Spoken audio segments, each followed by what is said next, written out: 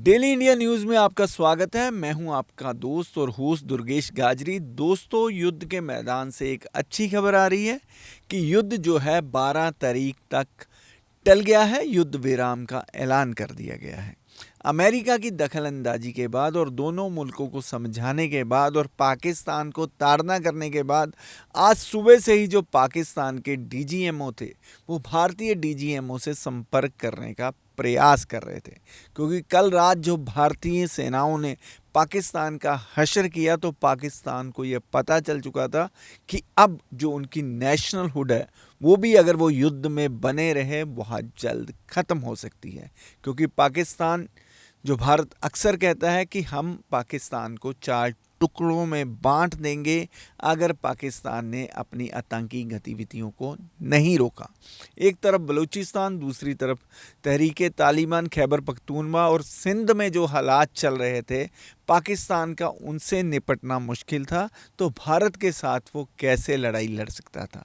एक गीदड़ भभकियाँ का सिलसिला जो पाकिस्तान के जो अवाम के सामने उनके पॉलिटिशियन और सेना दिखाती रहती थी और परमाणु संपन्न होने की धमकी देती रहती थी, तो भारतीय सेनाओं ने बता दिया कि आप चाहे परमाणु संपन्न क्यों ना हो, अगर आप भारत में आतंकवादी गतिविधियां फैलाएंगे तो हम आपको नाकों चने चबा देंगे। तो दर्शकों, बता दें कि आज जो सुबह से ही पाकिस्तान के डीजीएमओ भारतीय डीजीएमओ से बार बार संपर्क कर रहे थे, तो शाम होते होते भारतीय डीजीएमओ से उनकी बात हुई तो उनके अनुरोध पर ये फैसला किया गया कि जो अभी युद्ध चल रहा है उसे 12 तारीख तक सीज़ फायर किया जाए। तो 12 तारीख को एक न्यूट्रल वेन्यू पे डीजीएमओ स्तर पर बातचीत होगी और उस बातचीत किन किन शर्तों पर होगी ये शर्तें भी निर्धारित की जाएंगी। क्या भारत ऐसी शर्तें रखेगा जिससे इन फ्यूचर भारत में आतंकवादी गतिविधियां पाकिस्तान ना फैलाए। पाकिस्तान में जो आतंकी फैक्ट्रियां चल रही हैं, क्या वो आतंकी फैक्ट्रियां बंद होंगी? क्या हाफिज सईद जैसे लोग भारत को सौंपे जाएंगे?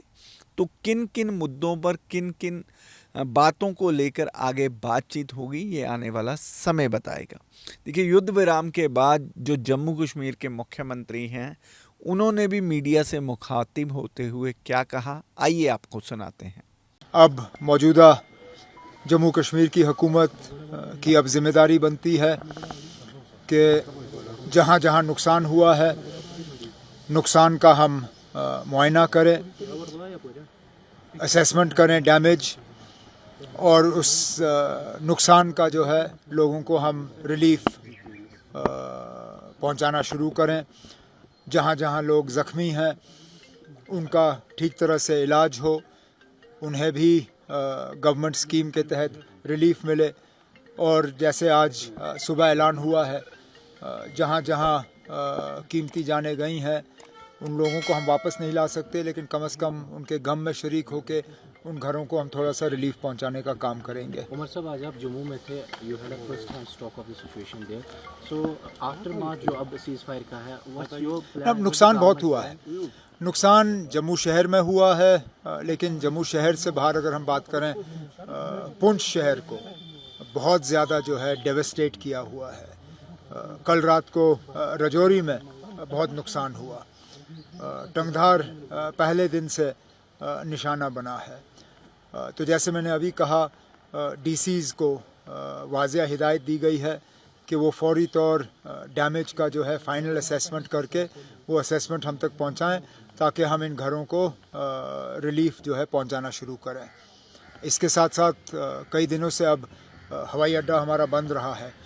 उम्मीद करते हैं कि इस सीज़ फायर के बाद दोबारा हवाई अड्डा खुलेगा और हमारे जो यहाँ से हाजी हज करने के लिए जिनको निकलना था हम भेज नहीं पाए, इंशाल्लाह जैसे ही हवाई अड्डा खुल जाता है तो हम दोबारा हमारे अपने हाजियों को यहाँ से रवाना करना शुरू कर देंगे। भी आज आपने ऐलान कर दिया था। वो हमने जो कीमती जानें गई हैं वहाँ पे हमने थोड़ा सा कॉम्पनसेशन का ऐलान किया है, लेकिन उसके साथ साथ अब जहाँ लोग ज़ख्मी हुए हैं उन्हें भी हमें मुआवजा देना होगा, कॉम्पनसेशन देना होगा।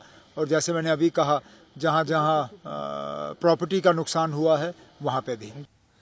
जम्मू कश्मीर की लीडर महबूबा मुफ्ती ने भी युद्ध विराम होने के बाद मीडिया से मुखातिब हुई। आइए सुनाते हैं उन्होंने भी क्या कहा। नहीं, एक तो सबसे पहले हम डोनाल्ड ट्रंप का हम शुक्रिया अदा करेंगे कि इन्होंने इसमें इंटरवीन किया, और उसके साथ साथ मैं अपने मुल्क की लीडरशिप को भी मुबारकबाद देना चाहती हूँ, और पाकिस्तान का भी हम शुक्रिया अदा करना चाहते हैं कि इस वक्त दोनों मुल्क आपस में जो है सीज फायर के लिए एग्री कर गए। क्योंकि सबसे ज्यादा जो तकलीफ होती है जब हमारे मुल्क और पाकिस्तान के बीच में जंग होती है तो वो जम्मू कश्मीर के लोगों को होती है।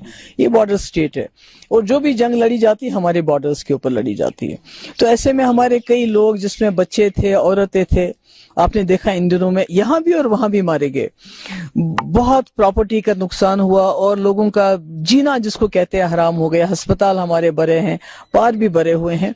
तो ऐसे में ये इंटरवेंशन होना और इसमें रोकथाम होना, मुझे लगता है आज लोग शायद चैन की नींद बहुत दिनों के बाद सोएंगे। और वैसे भी मिलिट्री सोल्यूशन कोई सोल्यूशन नहीं होता है, पॉलिटिकल इंटरवेंशन की हमेशा जरूरत पड़ती है। हमने देखा दुनिया के बड़े बड़े मसले मसाइल डायलॉग के जरिए होते हैं। और दूसरा, हमारा मुल्क इतना बड़ा मुल्क है, इसकी इकोनॉमी इतनी बड़ी है, सबसे बड़ी जमहूरियत है दुनिया की, तो मुझे लगता है इसको किसी की सालिसी की जरूरत नहीं पड़नी चाहिए थी। ये खुद ही एक बड़ा भाई बन के इस रीजन का, मैं नहीं कहती खाली पाकिस्तान का बड़ा भाई, मैं कहती हूँ पूरे रीजन में जो इसमें हमारे जितनी भी कंट्रीज हैं उन सबका बड़ा भाई बनना चाहिए हमारे मुल्क को। न सिर्फ अपने मसले मसाइल बल्कि पूरे इस रीजन के खिते के मसले हल करने चाहिए, क्योंकि इसकी कैपेसिटी है, इसमें वो पावर है, इस मुल्क में वो एक सॉफ्ट पावर है, ये वो कर सकता है। तो अब जो भी कुछ हो गया, मुझे लगता है कि आज जम्मू कश्मीर के लोगों के लिए ये खुशी का दिन है, बल्कि इस पूरे रीजन के लिए। अगर खुदा ना खास्ता ये जंग आगे चली जाती तो ये न सिर्फ इस रीजन के लिए बल्कि पूरी दुनिया के लिए खतरा बन सकती थी। So can we say if Trump had intervened earlier, so if I'm not wrong, then maybe story would have been totally different. जो अगर पहले से इस चीज का किया गया। देखिए, मैं तो कहती हूँ कि सबसे ये बात भी दूसरा मैं कहना चाहती हूँ कि दहशतगर्दी को बर्दाश्त नहीं करना है, कोई बर्दाश्त नहीं करेगा। मगर दहशतगर्दी गर्द ये फैसला नहीं करने चाहिए कि हमारे हमसाया मुल्कों के साथ कैसे ताल्लुकात होने चाहिए या जंग होनी चाहिए, नहीं होनी चाहिए। मुझे लगता है ये हमें उनको दहशतगर्दों को ये ताकत नहीं देनी चाहिए। इसलिए आज मौका मिल रहा है, इसमें डोनाल्ड ट्रंप ने इंटरवीन किया, शायद थोड़ा देर से किया, पहले भी कर सकते थे, इंटरवीन किया, बहुत अच्छी बात है। मगर मुझे लगता है अब हिंदुस्तान और पाकिस्तान को इस प्रोसेस को आगे ले जाना चाहिए ताकि कभी इस ऐसे हालात ना बने आगे भी। आज मिनिस्ट्री ऑफ एक्सटर्नल अफेयर और तीनों सेनाओं के जो हमारे अधिकारी हैं उन्होंने भी प्रेस वार्ता को संबोधन किया जो युद्ध विराम का ऐलान हुआ उसके बाद। तो आइए सुनाते हैं उन्होंने भी क्या कहा। अब मैं आपको पाकिस्तान की मिस इन्फॉर्मेशन कैंपेन के बारे में अवगत कराऊंगी।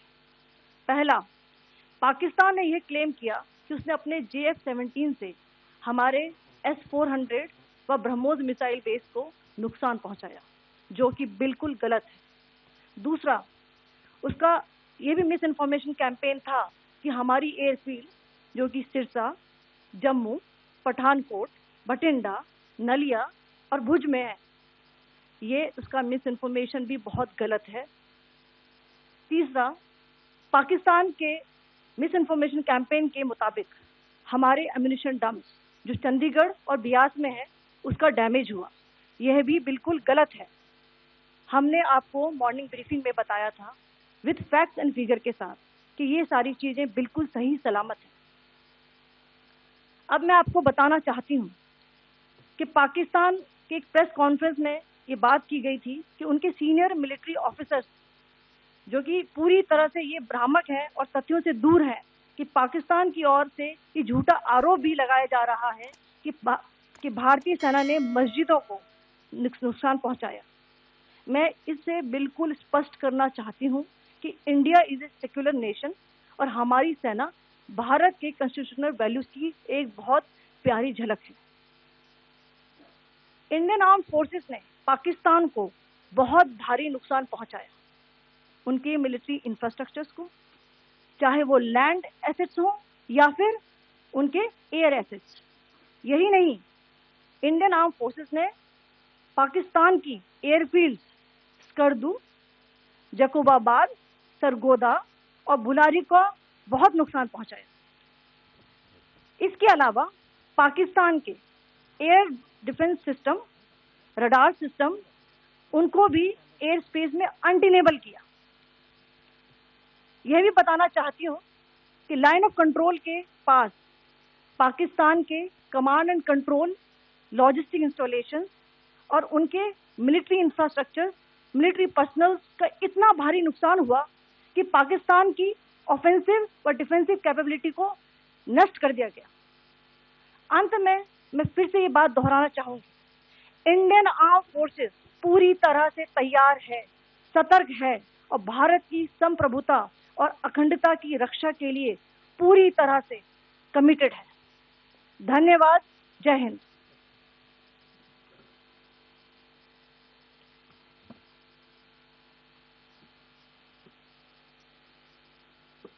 Several attempts were made by Pakistan on spreading a misinformation campaign, as we have seen for the last few days. There were attempts made to say that our S-400 at a northern base was destroyed, which was completely false, and that it was destroyed by a JF-17.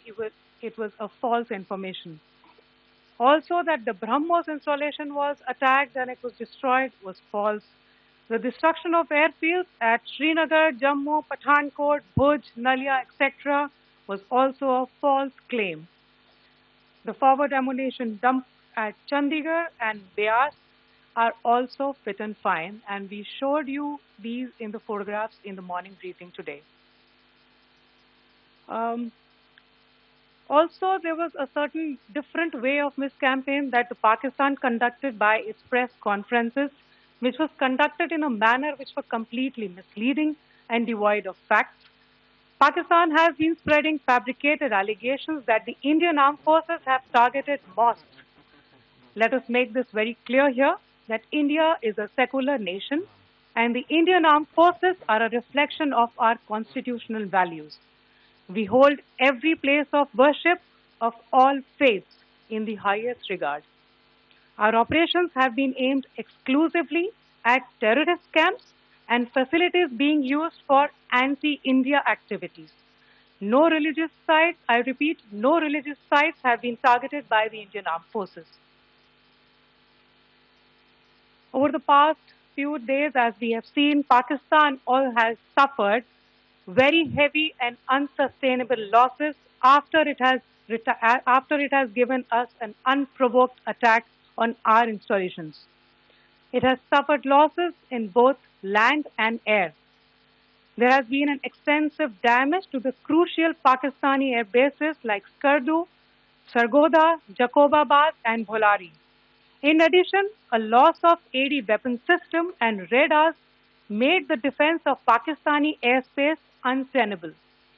Across the line of control, extensive and precise damage to military infrastructure and command control centers and logistic installations. In addition to that, 2 military personnel had led to complete breakdown of its defensive and offensive capability and also Pakistani morale.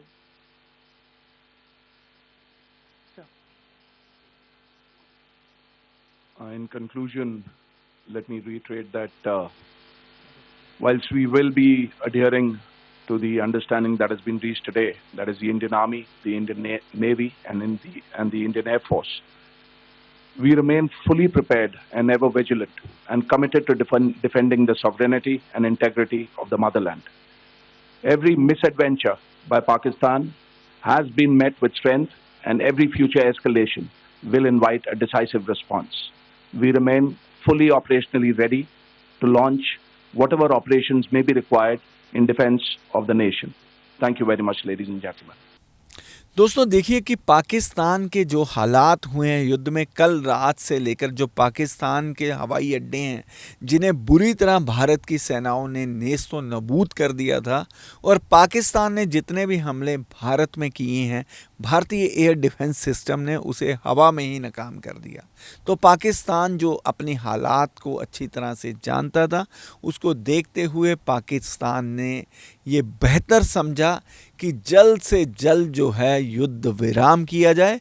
वो तो चाह रहा था कि कोई ना कोई देश बीच में पड़े जो उनका समझौता कराए। अमेरिका की ताड़ना के बाद पाकिस्तान ने भारतीय डीजीएमओ से संपर्क किया और युद्ध विराम के लिए निवेदन किया। उनके निवेदन को स्वीकार करते हुए जो भारत की सरकार है, भारतीय डीजीएमओ ने उनसे बातचीत करने के लिए 12 तारीख तक युद्ध विराम की घोषणा कर दी। दर्शकों, समय हो गया आपसे इजाज़त लेने का। मुझे दुर्गेश गाजरी को दीजिए इजाज़त। नमस्कार।